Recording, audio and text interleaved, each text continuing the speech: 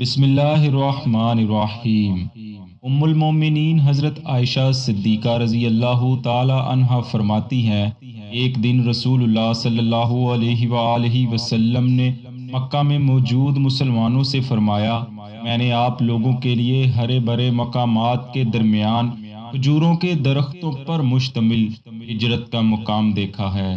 ایک اور روایت میں ہے کہ رسول اللہ صلی اللہ علیہ وآلہ وسلم نے فرمایا، میں نے خواب میں دیکھا کہ میں اس سرزمین کی طرف ہجرت کر رہا ہوں جہاں کھجوروں کے باغات ہیں، لہٰذا پہلے میرا دھیان یمامہ یا حجر کی طرف گیا، لیکن در حقیقت وہ شہر یثرب تھا۔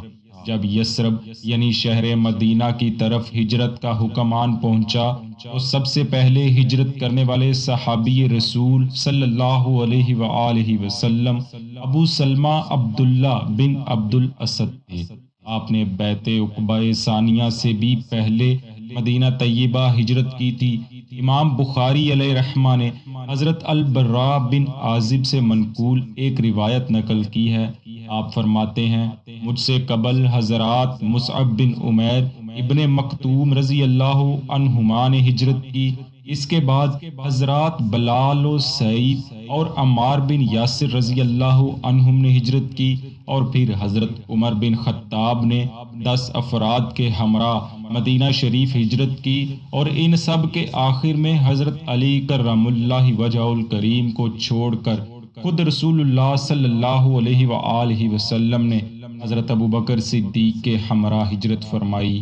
جب رسالت مآب نبی مکرم حضرت محمد رسول اللہ صلی اللہ علیہ وآلہ وسلم نے ہجرت فرمائی تو اس وقت آپ کے خاندان کے افراد میں ام المؤمنین حضرت سودا رضی اللہ عنہا اور سیدہ خاتون جنت سیدہ فاطمہ رضی اللہ عنہا مکہ مکرمہ میں ہی موجود تھیں، اور اسی طرح حضرت ابوبکر صدیق کے خاندان کی عورتیں بھی مکہ میں ہی تھیں۔ حضرت امام احمد علیہ رحمہ حضرت ابن عباس رضی اللہ عنہما سے روایت کرتے ہیں، جس روز رسول اللہ صلی اللہ علیہ وآلہ وسلم نے ہجرت فرمائی وہ روز روز دوشنبہ تھا، یعنی آپ کی ہجرت کا دن دوشنبہ تھا۔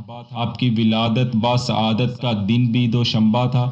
آپ کی بعثت مکے سے مدینے کو ہجرت مدینے میں داخل ہونے کا دن اور آپ کا یوم وفات بھی دوشنبہ ہی تھا۔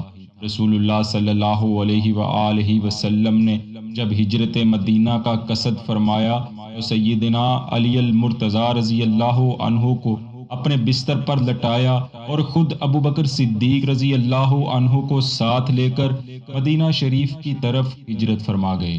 جس وقت آپ نے ہجرت فرمائی اس وقت آپ کے خاندان کے دیگر افراد ابھی مکہ شریف میں ہی موجود تھے۔ آپ مدینہ پہنچے اور حضرت زید بن حارثہ رضی اللہ عنہ اور حضرت ابو رافع رضی اللہ عنہ کو مکہ مکرمہ روانہ کیا تاکہ وہ آپ کے اہل خانہ اور حضرت ابوبکر صدیق کے اہل خانہ کو لے کر مدینہ آ جائیں۔ ایک روایت میں ہے کہ حضرت ابو رافع کی جگہ حضرت زید کے ساتھ حضرت عبداللہ بن ابو بکر تھے۔ بس اس مقصد کے لیے حضور علیہ الصلاۃ والسلام نے انہیں 500 درہم اور 2 اعلیٰ نسل کے اونٹ دیے اور مکہ کی طرف روانہ کر دیا۔ یہ دونوں حضرات جب مکہ مکرمہ پہنچے تو دونوں الگ الگ ہو گئے۔ حضرت زید بن حارثہ رضی اللہ عنہ نے حضور نبی کریم صلی اللہ علیہ وآلہ وسلم کے اہل خانہ جن میں ام المؤمنین حضرت سودا رضی اللہ عنہا اور حضور کی صاحبزادیاں سیدہ ام کلثوم بنت محمد صلی اللہ علیہ وآلہ وسلم اور سیدہ فاطمہ زہرا سلام اللہ علیہا اور اپنی زوجہ حضرت ام ایمن رضی اللہ عنہا اور اپنے بیٹے حضرت اسامہ رضی اللہ عنہ کو ساتھ لیا اور مکہ سے مدینہ شریف کی طرف روانہ ہو گئے۔ ہجرت مدینہ کے وقت سیدہ کی عمر مبارک کیا تھی اس میں اختلاف پایا جاتا ہے، لیکن آپ سن بلوغت کو پہنچ چکی تھی اس پر اتفاق ہے۔ سیدہ خاتون جنت کی ہجرت کو لے کر ایک اور بھی روایت بیان کی جاتی ہے۔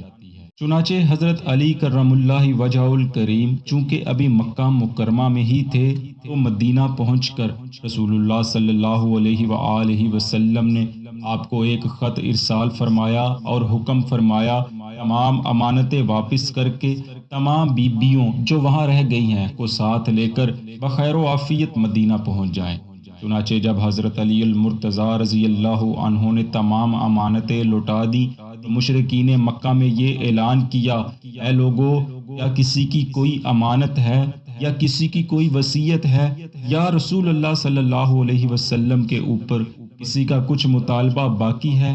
جب کوئی سامنے نہ آیا تو آپ نے 4 فاطمہ نامی خواتین کو ساتھ لیا اور دن کی روشنی میں ہی مدینہ کے لیے سفر شروع فرما دیا۔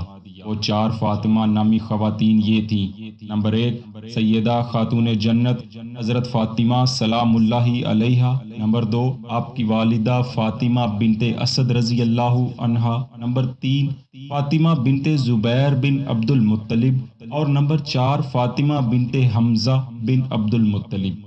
ان کے علاوہ حضرت ایمن اور آپ کے بیٹے بھی تھے، اور رسول اللہ صلی اللہ علیہ وآلہ وسلم کے ایلچی بھی ساتھ تھے جو کہ قافلے کی ساربانی کر رہے تھے۔ یہ قافلہ چونکہ دن کی روشنی میں چلا تھا تو مشرکین مکہ کیوں کر یہ برداشت کر سکتے تھے کہ یہ پاک بیبیاں حضرت علی رضی اللہ عنہ کی زیر سرپرستی خیر و عافیت سے مدینہ پہنچ جائیں۔ بس انہوں نے ان کو روکنے کے لیے قریش کے 8 نامور بہادر روانہ کیے جو چہروں پر نقاب اوڑے ہوئے تھے۔ حضرت علی کرم اللہ وجہہ الکریم نے جب ان نقاب پوشوں کو اپنی طرف بڑھتے دیکھا تو اپنا قافلہ روک لیا اور بیبیوں کو اونٹوں سے اترنے کا حکم دیا۔ اتنی دیر میں وہ نقاب پوش سر پر آن پہنچے۔ حضرت علی نے ذوالفقار حیدری نکالی اور ان کی طرف بڑھنے لگے۔ آپ کچھ آگے بڑھ کر آنے والے سواروں اور بیبیوں کے درمیان کھڑے ہو گئے۔ سواروں میں سے کسی نے کہا، تمہارا یہ خیال ہے کہ تم عورتوں کے ساتھ جان بچا کر نکل جاؤ گے؟ ہمارے ساتھ واپس چلو۔ فرمایا، اگر میں ایسا نہ کروں بولے تو تم ذلت کے ساتھ پلٹائے جاؤ گے یا ہم تیرا سر اپنے ساتھ لے کر پلٹیں گے۔ یہ کہہ کر ان میں سے ایک آگے بڑھا اور آپ پر حملہ آور ہو گیا۔